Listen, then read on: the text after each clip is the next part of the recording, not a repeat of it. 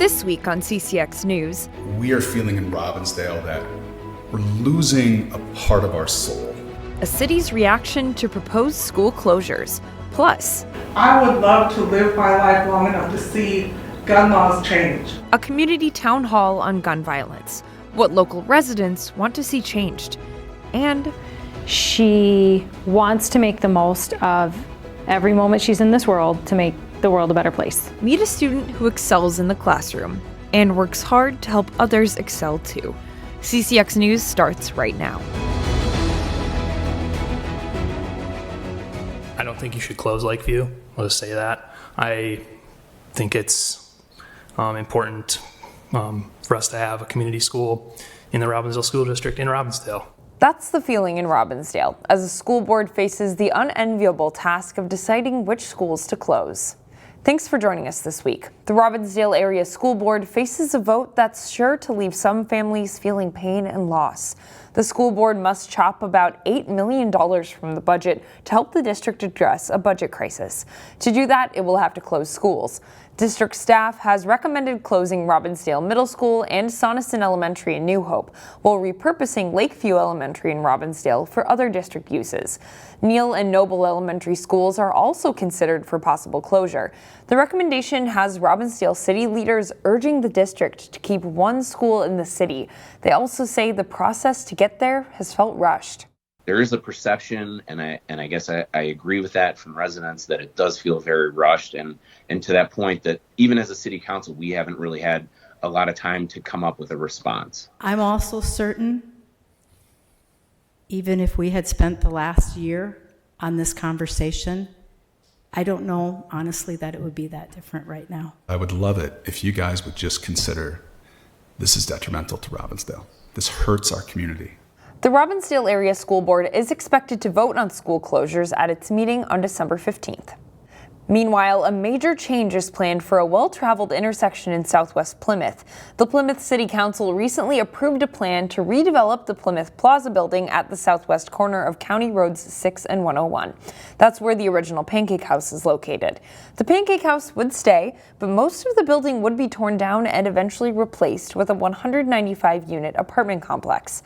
At a recent council meeting, residents raised concerns about traffic and parking issues generated by the redevelopment. Council members say they understand the concerns, but also say the benefits outweigh trying to keep the site commercial. If you leave it commercial, this building is never going to change. No one's going to tear down that section that's antiquated, that's old. We have a housing shortage in this region, and that housing shortage is significant, and it's pricing seniors out of their homes as property values go up and they can't find a place to live and stay in Plymouth. About 20% of the apartment units would be considered affordable. All existing businesses would remain on the site, including dental and medical clinics that would be relocated to a new building on the property. There are also changes in Maple Grove. A pizza place known for its global flavors and clay oven baking has shut its doors. Pizza Karma announced its closure.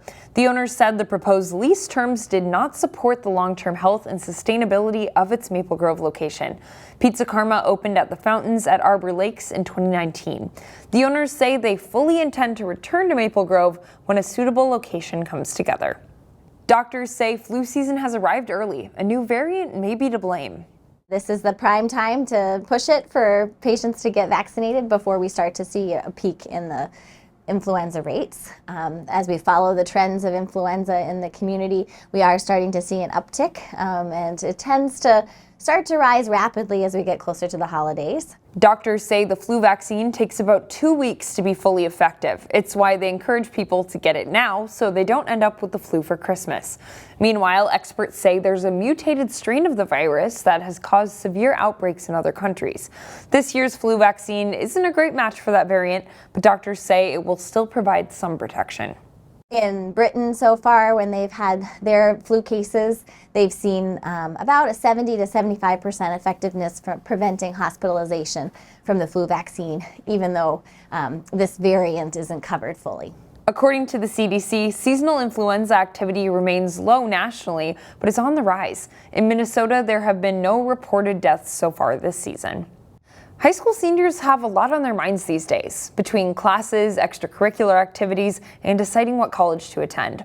But as Delane Cleveland reports in this edition of Standout Student, there's a Wayzata High School senior who's not just focused on her own academic successes, but on lifting up her peers. Okay, what are we working on? For some students, math can sometimes seem like a foreign language. And then there are those who just get it. Divide by -1. What's 6 divided by -1? Stella Tanaka is one of those people. Okay, so what's right before the x in this equation? So much so that she's spent the last 2 years serving as an academic mentor, tutoring other Wayzata students with their math assignments. The first time I ever meet them, I try not to even touch the math because it's like, math can be such a sensitive thing for other people because it is hard. It's right or wrong. And by approaching it that way, it's much more easier to make a connection with them, and it's much more impactful too. Add them together. Since becoming a part of Wayzata's academic mentor program, boom, boom, boom, Stella has tutored about 50 students one-on-one. 180. Boom. Students like junior Chris Medice. She be having me a lot. Chris is awesome. Yeah, she's too. No, you're more awesome though. Not you more awesome. No. Stella says her motivation comes from connecting with others. And if you talk to teachers like Emily Hauk, Stella is one of the most mature, empathetic, and driven students I've ever had the privilege of working with. They'll tell you that Stella truly has a passion for helping those around her. She knows the gifts that she has, and she freely shares them. She doesn't want accolades for it. She's not looking for the badge of honor. She's just really wanting to help make others' lives better. There you go.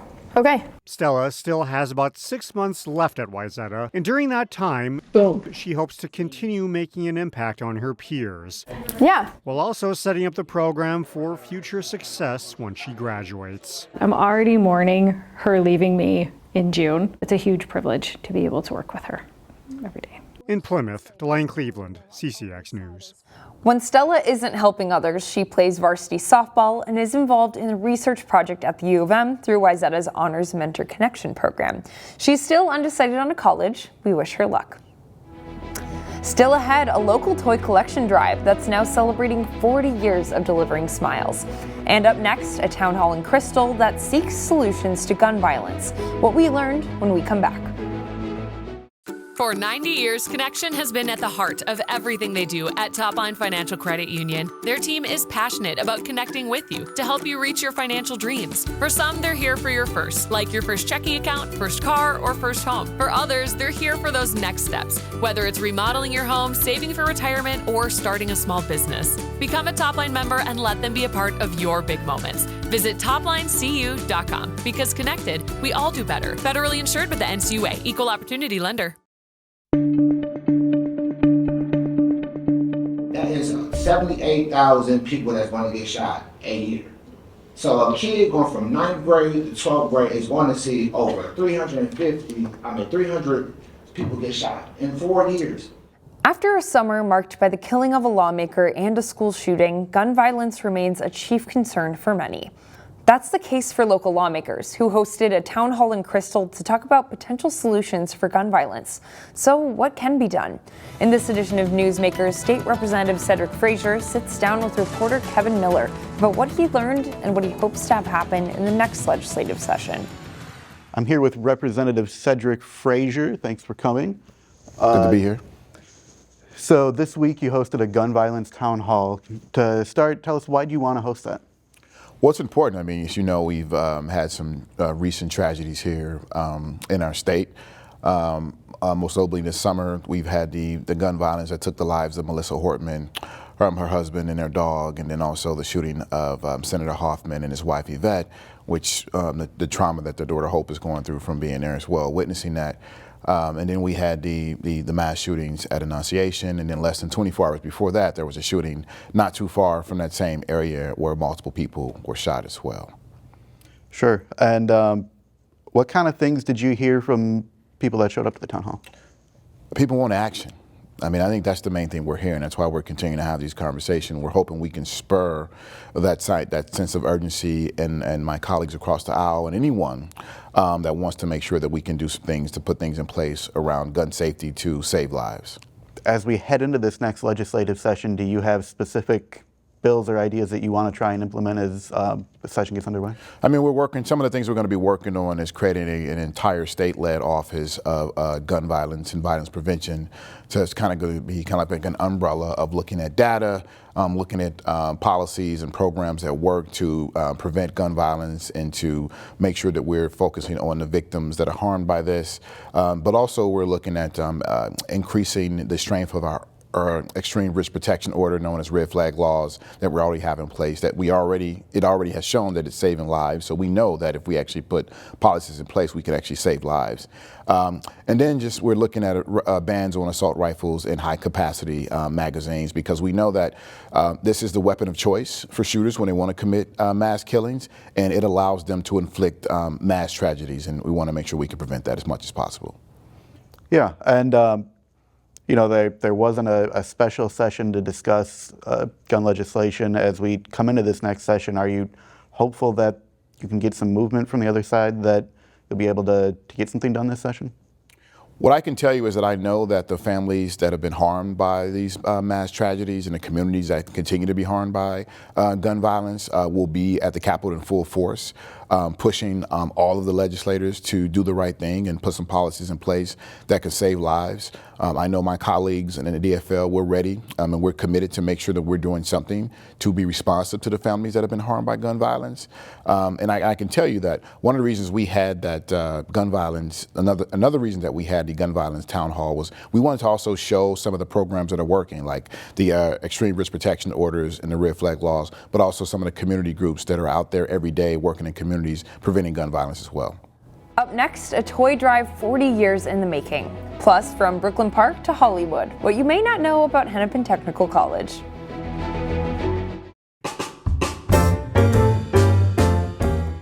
A holiday tradition that's brought smiles to thousands of children is celebrating 40 years this year.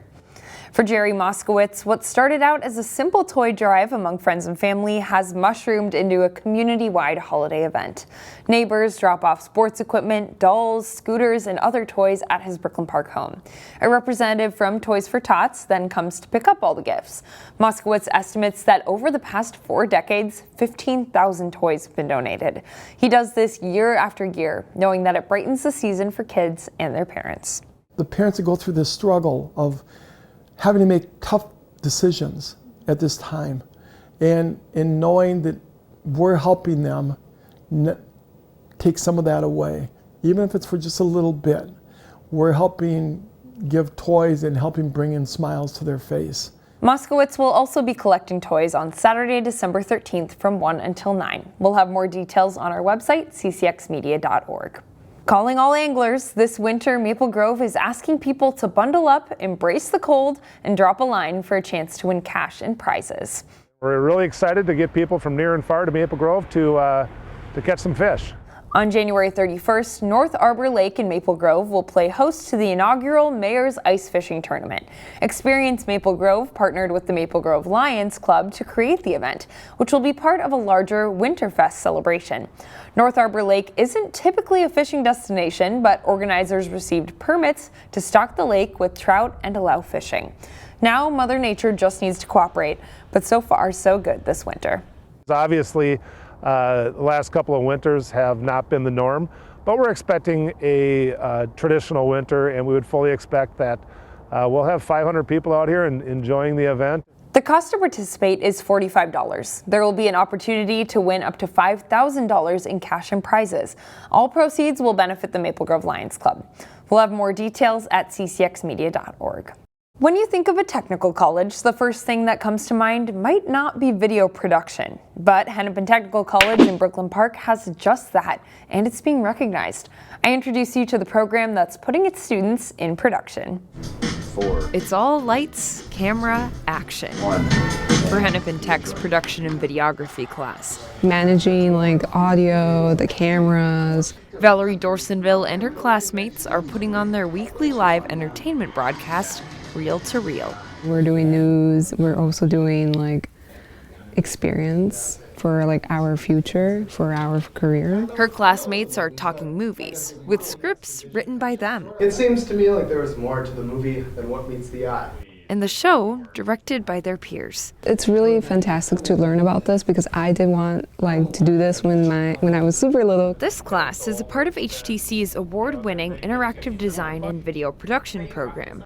Media might not be the first thing you think of when you think of a technical school, but instructor Ryan Hall thinks you should. I'm a big proponent of technical colleges because it's just a way for people from all walks of life to come in, learn a new skill. He's an HTC grad himself, so helping in the control room has him right at home. Here, he says students are learning to work in a timed live environment. We'll come back right after this commercial. But those skills can transfer to non-live productions, like podcasts or corporate sets. There's a lot of work to be had, and you also need to make content that rises above everything else too. So you need to make stuff that's excellent, that's really cool, really eye-catching, and a place like Hennepin Tech is just a great way to learn how to do that. Hall says in this program, jobs post-grad are everywhere.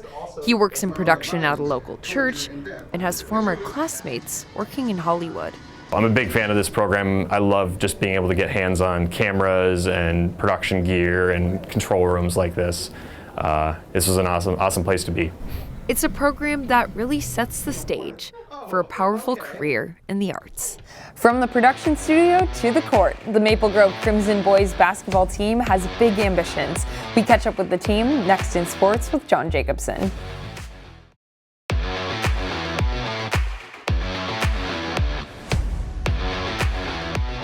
The Maple Grove boys basketball team is primed for a big season after a trip to the state tournament last season. Jay Wilcox has more on the Crimson. There's a lot of buzz around Maple Grove boys basketball as the 2025-26 season tips off. It's a talented group. This is, I think, one of the most skilled teams Maple Grove's ever had. You know, from the bench to JV to the varsity, everyone wants to play together and want to be here. So that's what I love, and that's what we're going to do. The competitiveness and the eagerness to learn and listen. I'm really excited about this group, not only because they're talented, but they want to win, they want to be competitive, and you know, they generally seem like they like each other a little bit. The Crimson finished 23-9 and placed third in Class 4A last season. With standout wings Babacar Ann and Henry Knutson returning, plus guard Gavin Elmquist, the Crimson were going to be good already. Add in transfers Max Iverson from Delano and 7-footer Jack Thielen from St. Michael Albertville, and the optimism grows. It's a program that hasn't had a lot of transfers, but the Crimson don't fear any chemistry issues. They fit in like they've been here for a while, you know. It's two great guys, matching personalities, matching goals, so good chemistry already. Oh, they spent a lot of time this summer together working out and you know, helping out with kids camp and being around each other and being social, so that chemistry has kind of come naturally. They already played a tough schedule, but now Maple Grove's in the Lake Conference, so home and away dates with teams like defending state champ Wayzata and longtime power Hopkins and others will add some sizzle to their slate. I'm ecstatic. This is the best league in Minnesota. We want to play against the best every day and compete with the best, and that's what we want, and that's what we love. Yeah, really excited about being in the lake. Looking at our schedule, we scheduled a really competitive non-conference schedule, and then we dive right into the lake where there's no nights off. So it's we're really looking forward to it, being challenged every night. I think it's really going to pay off for us come March. They're ready to shine at Maple Grove, and unlike last year, they won't be under the radar. Jay Wilcox, CCX Sports. Coming up next, we head to the gridiron. We unveil our 2025 CCX Sports All-Area Football Defense when we come back. We had no local teams reach the semifinal round of the state prep football playoffs this year, but there was plenty of good talent in the area. Here is our 2025 CCX Sports All-Area Defense. Our 2025 CCX Sports All-Area Football Defense starts with our defensive line and Champa Park's number 0, Will Ogunti. The junior was the Rebels' best defensive lineman.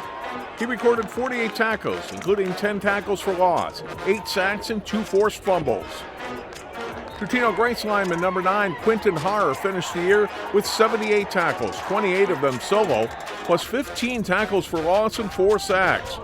Harrer was named All-District and the most valuable defensive lineman in the Skyway Maroon Sub-District. Number 35, Cooper's Donjua Carmo, one of the Hawks' most disruptive players on defense this season. The junior had 61 tackles, 7 sacks, and 2 fumble recoveries. He was the Hawks' most valuable player on the defensive line and named All-District Honorable Mention. Number 35, Carmo, recovers. Our outstanding group of linebackers is led by Maple Grove's number 33, Ryder Skansen. The senior and Air Force Academy commit finished the year with 101 tackles plus 5 interceptions, and for his Crimson career, 24 tackles for loss. Armstrong's number 3, Cal Pilon, had a big season, recording 74 tackles and 7 sacks for the Falcons. The team captain, the senior, was a defensive MVP in the North Star West Maroon Sub-District. He's one of a handful of local players selected for next weekend's high school all-star football game. Champlin Park's number 9, Logan Leonhardt, racked up a team-high 95 total tackles this fall for the 8-2 Rebels. The junior recorded 6 tackles for loss and had 1 forced fumble. Maple Grove's number 6, Bo Thien, wrapped up a great Crimson career with some big numbers. A 3-year starter, Thien is now the program's all-time leader in interceptions and second in career tackles at Maple Grove. This season, Thien had 90 tackles, 10 for loss, with 4 interceptions. Number 6, Oliver Kuhn, helped lead a resurgent Breck team this season. The senior linebacker had 72 tackles, 5 for loss, and a pick 6 in the Mustangs' win over Brooklyn Center. Kuhn also punted and played tight end for Breck. The All-District player was selected for the Minnesota High School All-Star football game. Our defensive backs include Wayzata's number 4, Max Benenga. The junior finished the year with 31 tackles, 5 interceptions, 1 forced fumble, and 1 fumble recovery for the Trojans. He was named All-District in the Metro West. Osseo's number 4, Philip Say, was seen by many as the Orioles' best player in 2025. A two-way player, he was a running back on offense. Say finished the year with 88 tackles and was picked for the North Squad in the December 13th All-Star game. Maple Grove's number 3, Braden Dozier, was a player the teams didn't throw at often, especially as a senior. The North Dakota State University commit finished his 3 years on varsity with 23 pass breakups and 7 interceptions, and is an All-Star game selection. Dozier's teammate number 1, Gavin Elmquist, was a 2-year starter for Maple Grove, with his team going 23-1 over that period.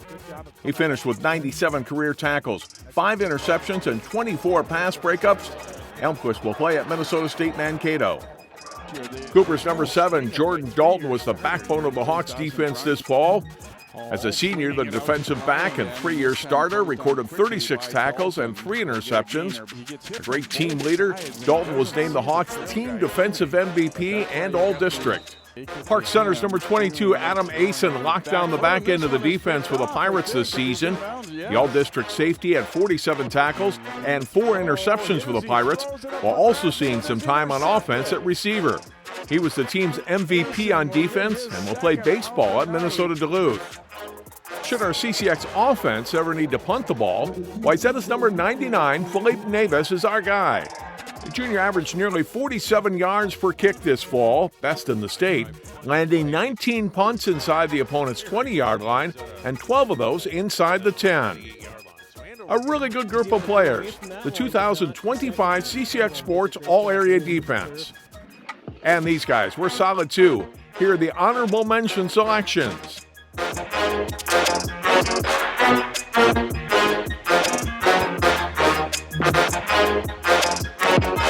Our all-area football offense will post online on Friday, December 12th. Visit our website at ccxmedia.org and click on the Sports tab. That does it for this show. Remember to visit ccxmedia.org for the very latest in local news and sports. We'll see you next time.